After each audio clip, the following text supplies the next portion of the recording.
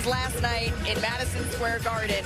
Tyrese Halliburton and the New York Knicks, Game 2 action here, but really, this was spicy. This was all about Pascal Siakam. Yeah, look, Pascal Siakam, we forget, this guy's a champion, right? He's not afraid of the Eastern Conference Finals. This guy's played in the NBA Finals.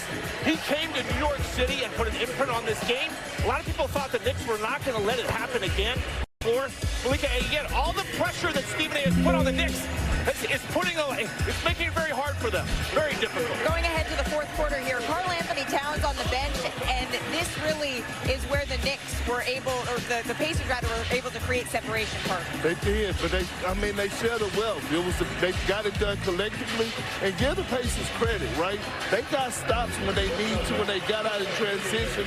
And Bob, you know out of all people about Pascal Siakam being a champion. Why would you say something like that? Here comes Karl Anthony Towns. It's a 9-point game here. The finishing touches on this one, Coach. Well, I'll tell you what, we have to mention it was a tie game going into the fourth quarter. And with Karl Anthony Towns in the game, they got down by 9 points. Tibbs went away from him. He put him back in late. Too much to overcome. Indiana now has gone in to Cleveland and New York and taken their hearts in the first two games. Yeah, they're really making this their calling card. They continue to win the close ones. They're 7-0 in clutch time games this postseason. It's the longest win streak in clutch time games within a postseason since the Heat in 2011. And I got to tell you, the entire time I was watching this game, especially the end, I was just thinking, how's Stephen A. Smith doing? I threw up. That's how I feel. I threw up last night. I was so sick and disgusted with what I saw. You cannot bench Karl Anthony Towns for 7 minutes in the fourth quarter. You just can't do that. The New York Knicks don't have depth. Rick Carlisle can do it, all right? Daigneault can do it. But when you're a team devoid of depth, one you didn't work to perfection to develop throughout the regular season, you don't wait until the postseason all of a sudden get exploratory. You can't have Mitchell Robinson in there at the expense of an all-star who gives you 24 a night, okay, who just had a big game the night before. You cannot do that. But that's exactly what Tom Thibodeau did. And I point the finger directly at him. For the fourth quarter, I saw him every time there was a camera shot on him, his arms are just sitting there, just folded, looking completely helpless. Well, damn it, he wasn't helpless. At the end of the day, you got a situation where Indiana, who's been the underdog in each one of these games, still came back and win. But I thought what he did was egregious. I thought it was a damn shame, and here's what I'm worried about, Big Perk.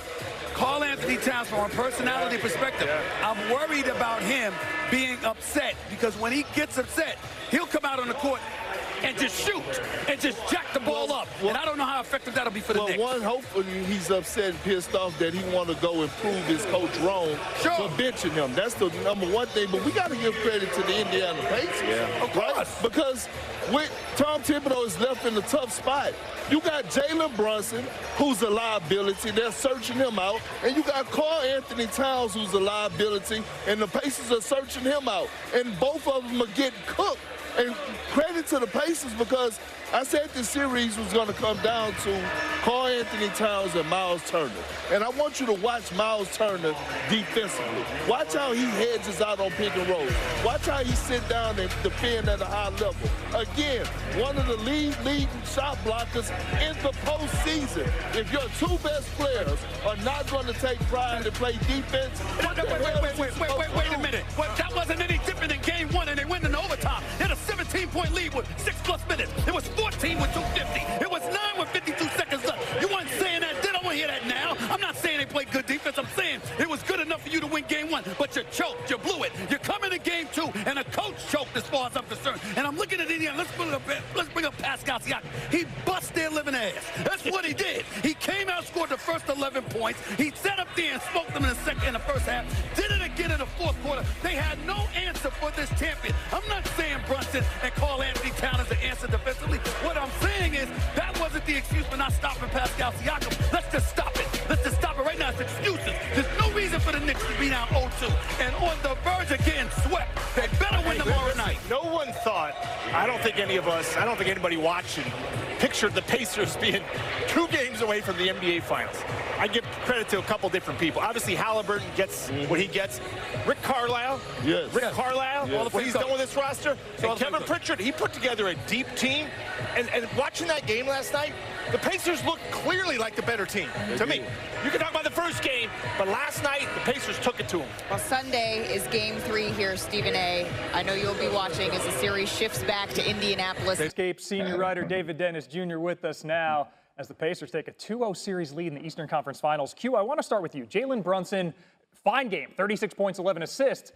But we got to address that decision for a pull-up 3 from the logo, 10 seconds left. What are your thoughts on that shot choice?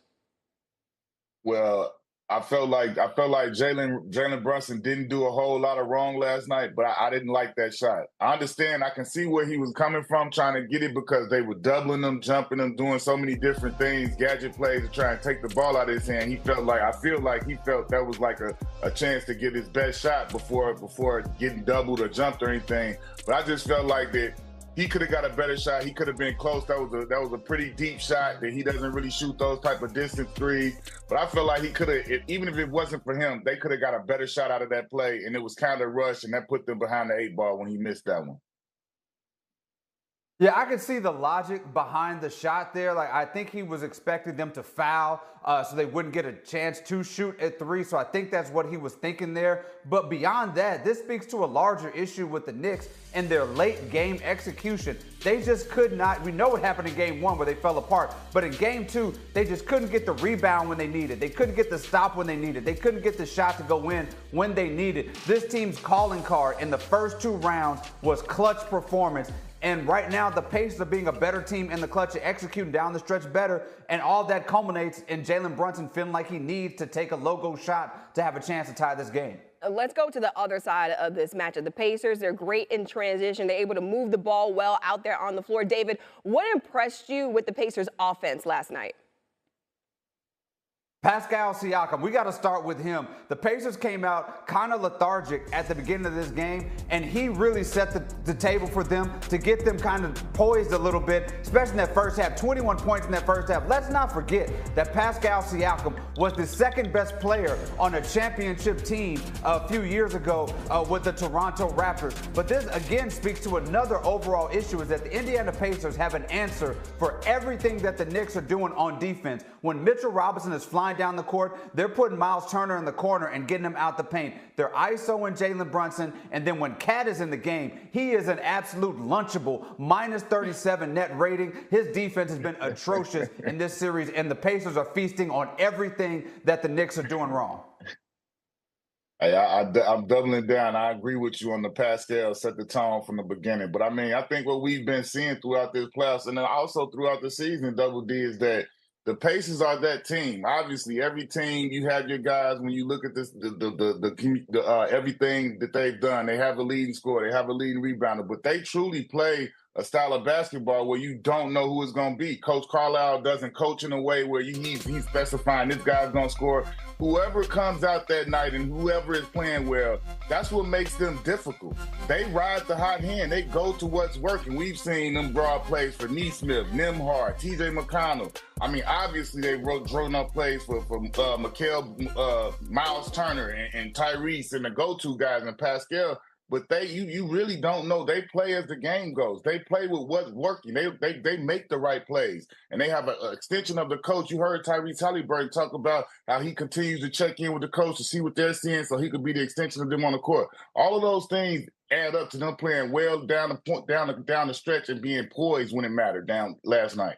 Both of you guys know I'm pulling for my Knicks in this series. I'm on an emotional roller coaster right now. But, David, I'll start with you. Yeah, exactly. That's exactly the roller coaster. The Timbs are not out right now, huh? I mean, the Timbs are not out. They are not out right now. But, David, can the Knicks pull out this series?